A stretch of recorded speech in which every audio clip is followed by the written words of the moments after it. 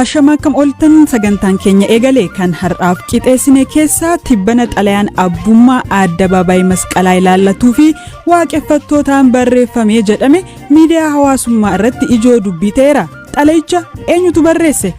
Amma uggaalaallu miidiyaa hawaasaa gubbaarratti agarree nama kanas hin beeku.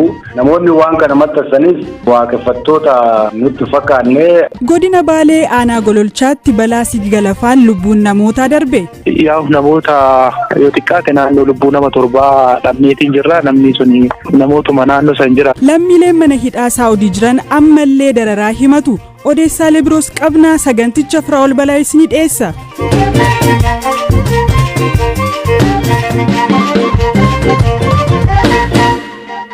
Godina Baalee Bahaa aanaa Gololchaa ganda Bullaallaa Kaajawaa jedhamutti balaa sigalafaa namoota albuuda baasan irra gaheen hanga ammaatti lubbuun namoota 7 yoo darbu 11 ammoo miidhaman.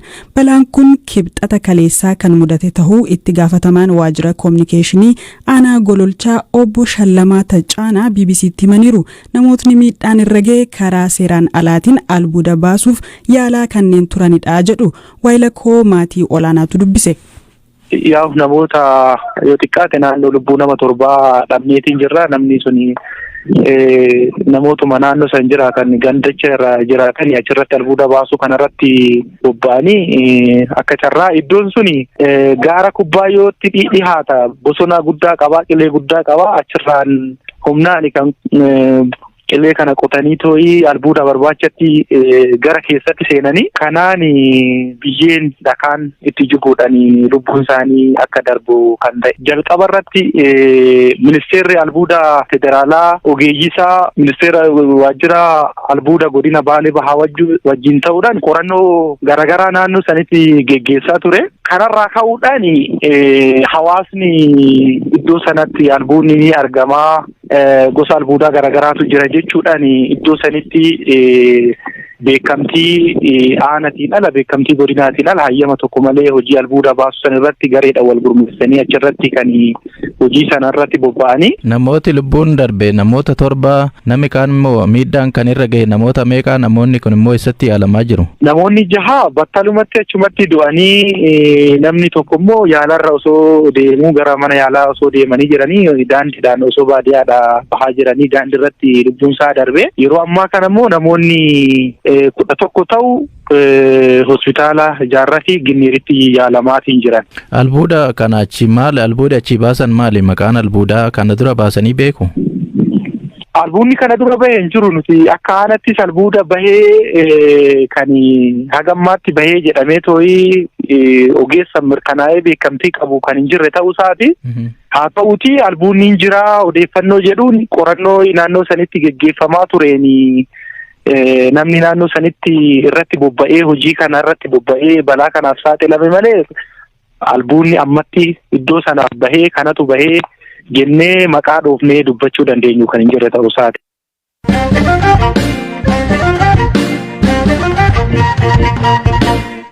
Yukreen lammiileen ishee Raashiyaa irraa atattamaan akka bahan gaafatte. Ministeerri Haajaa Alaa Yukreen naannoon Doonbaas jedhamu durumaaniyyuu namoota achi jiraniif hammaataa ture jechuun UN'tti himan. Gama kaaniin ammoo pirezidaantiin Raashiyaa Vilaadimir Puutiin fedhii fi nageenyi Raashiyaa kan mariif dhiyaatu miti jechuun lammiilee biyyattiif dhaaman.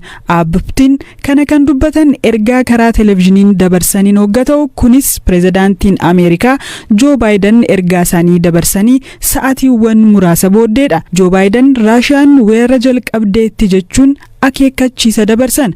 Puutiin garuu biyyi isaanii marii kallattii fi dhugummaa qabu gaggeessuuf yeroo hunda qophiidha jechuun waraana biyyattii irratti amantaa guutuu akka qabanis himan.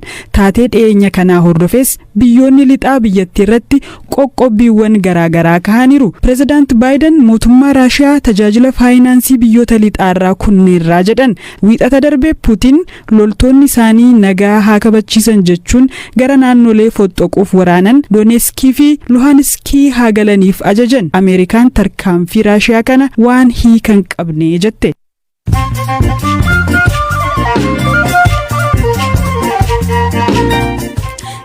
qabxii qormaata biyyaalessaa kutaa 12ffaa kan bara 2013 yeroo idileen addatti kenname ifa tahuu dhaabbanni barnootaa fi qormaata Itoophiyaa hime. Qormaaticha fudhachuuf bartoota galmaa'an 617 fi 991 keessa harki 96 marsaa lamaan qormaaticha fudhatan jechuun FBC'n gabaaseera. Waajjirri dhimma alaa Ameerikaa haleellaawwan humnooti TPLF naannoo Amaaraa keessatti raawwataniiru jedhamee yaaddessoodha jedhe. Ibsi mootummaan Ameerikaa baase kunis gabaasa dhaabbanni mirga namoomaaf falmu Amnesty International badiin humnootiin TPLF naannoo Amaaraa keessatti raawwatan kan yakka waraanaatiin walgituu jechuun ibsa baase hordofeeti. Mootummaan Ameerikaa qaamoleen waraana keessatti hirmaatan hundinuu sarbama namoomaan namoota nagaa irratti raawwatan akka dhaabaniif gaafachuu kanneen badii kana qaqqabsiisaniiru jedhamanis qoratamuun seeratti akka dhiyaataniif bulchiinsi Baayiden ejjennoo cimaa qabaachuu ibseera. Gareen hidhataa Islaamaa Al-Shabaab bara 2022 keessa bittaa meeshaa waraanaa irratti doolaara miiliyoona 24 baasuu gabaasni hime. Gareen qorannoo Moqaadishootti argamuu fi Hiraal Institute jedhamu gareen hidhataa Al-Shabaab kuni Al-Qaayidaa waliin hidhata kan qabu yoo ta'u waggaatti galii doolaara miiliyoona 180 qabaa jedheera.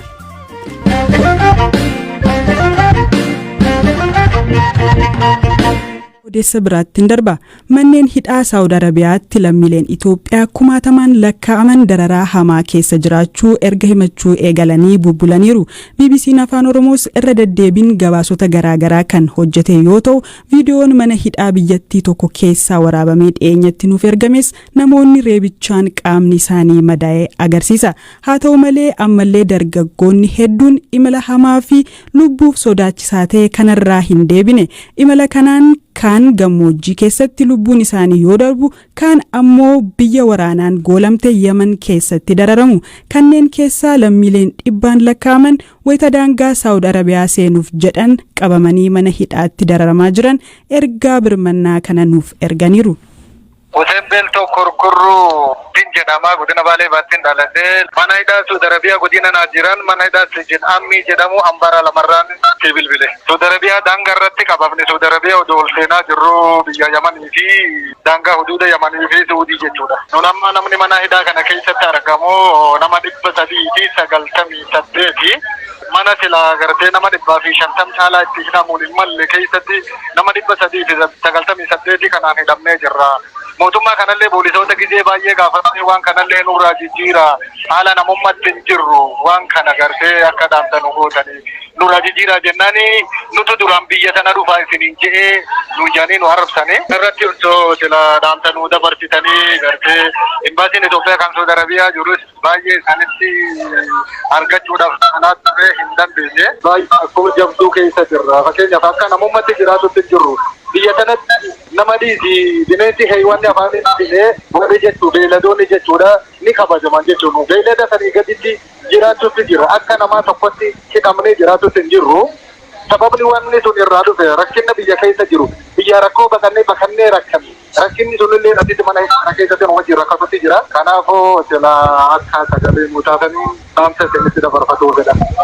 Dhimma kana irratti mootummaan Saawud Arabiyaa deebii akka nuu kennu irra deddeebiin yaallus hin milkaa'in hafneerra. Mootummaan Itoophiyaa Abiy Ahmed Ministeerri muummee Itoophiyaa Abiy Ahmed guyyaa kibxataa paarlaamaa biyyattiitti dhiyaachuun ibsa laataniin gareen waan kana irratti hojjetu hundaa'ee jira jechuun dhimmicha qulqulleessinee adeemsaan kan sirreessinu tahaa jechuun dubbataniiru.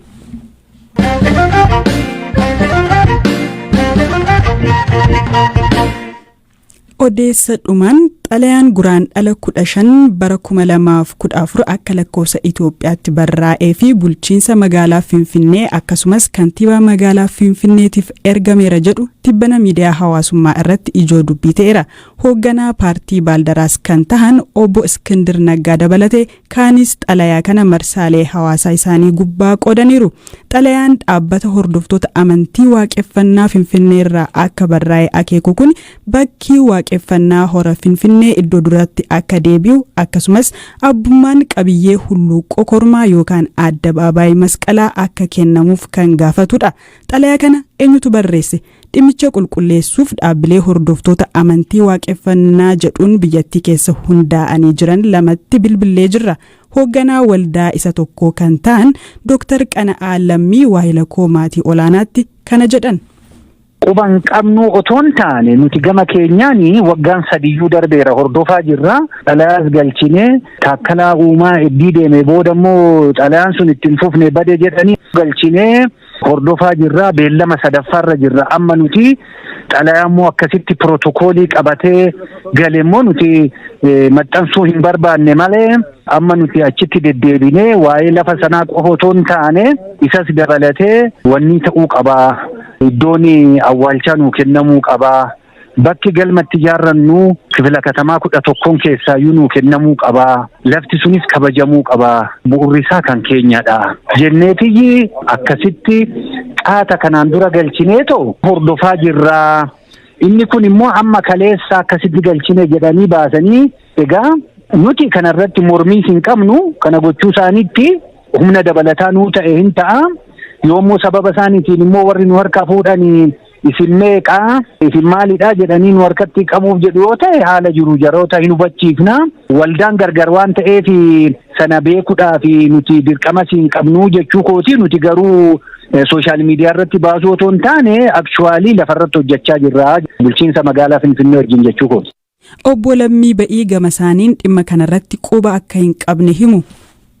Xalayaa ba'uusaa miidiyaadhuma hawaasaa gubbaarratti agarree nuti akka nama tokkotti akka waliigalaatti immoo akka dhaabbata keenyattis waan irraa beennus hin jiru. Maqaa dhaabbata amantii akkana jedhamus dhageenyee hin beeknu hormaan dura.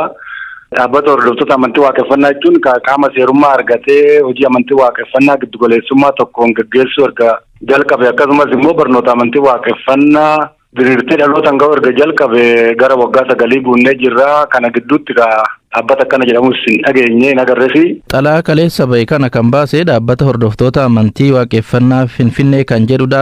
Nama Shumii Masqalee Gadaa jedhamu hojii gaggeessaa jedha. Waan kana hin beektanii nama kana hoo hin beektanii akkamitti wallaalture? Agartee nuti gurmoofnee hojii amantii waaqeffannaa kana akka biyyaatti yeroo gaggeessinu waan hunda hin beekne jechuu hin danda'amu. Agartee amma hoggaa laallu miidiyaa hawaasaa gubbaarratti agarree nama kanas hin beeku.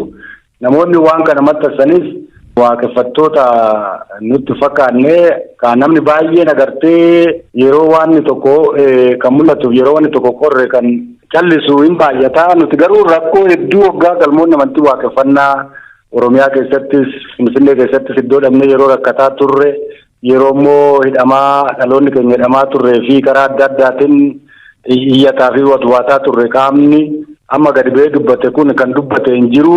Dhimma immoo hulluuqoo kormaa yookaan immoo masqala addabaabaayii jedhamu kana nuti dirrees gaafannee hin beeknu. Malkaan Oromootiif tulluun Oromoo ulfoon Oromoo akka kabajamu akka waliigalaatti akka Oromoo tokkottis akka hordofaa amantii tokkottis abbummaan akkuma jirutti haa kabajamu akkuma jennutti ta'ee kan gaafataa jiru nuti iddoo galma amantii waaqeffannaati. Iddoo itti waaqeffannuu hin dhabne bardirreedhiis fi galma dhabne amma barnu namni tokko jiraachuudhaaf amantiin tokko jiraachuudhaaf dursa galma itti amantii waaqeffannaa geggeeffatu san qabaachuu qaba. Gaaddisa waaqeffattoonni itti ol ga'an qabaachuu qaba.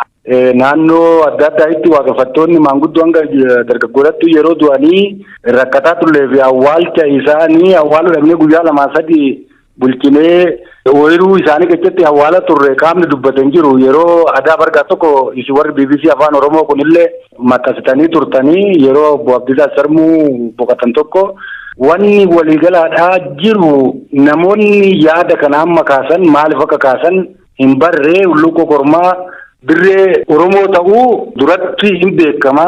Warri Finfinnee Oromoo ta'uu hin beekama. Nu amma galma tokko kanumarraa kaanetti galma amantii waaqeffannaa warra Finfinnee kan jedhamu Finfinnee keessatti hojii amantii waaqeffannaa amma geggeechaa jira.